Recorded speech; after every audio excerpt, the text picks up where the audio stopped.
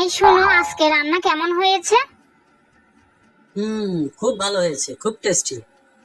তো তোমার ছেলে যে বললো একদম খাওয়া যাচ্ছে না।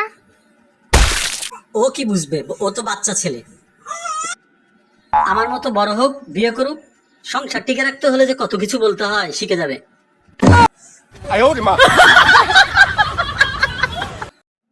তুমি কথায় কথায় আমার গোষ্ঠী ধরে কথা বলো কেন? যা বলবার আমাকে বলবা।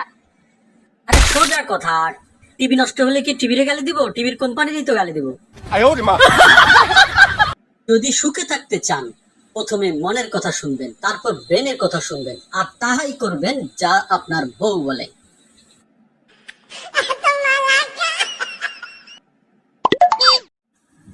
মনে আছে একবার তোমার একটা হার পছন্দ হয়েছিল? মনে আছে। আজকে না আমি ওখানে যাব। কি বলো, সত্যি? একদম সত্যি, ওই দোকানের পাশের সেলুনে চুল কাটতে যাব।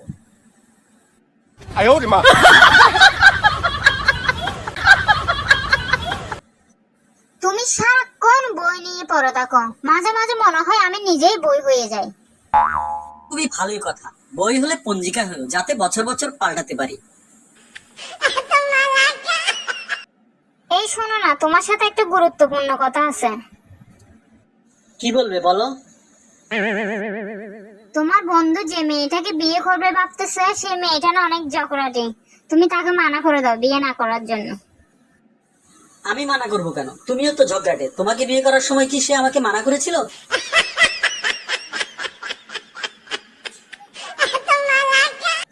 সম্পূর্ণ ভিডিওটি দেখার জন্য আপনাকে ধন্যবাদ। ভিডিওটি ভালো লাগলে সাবস্ক্রাইব করুন এবং আমাদের সাথে থাকুন।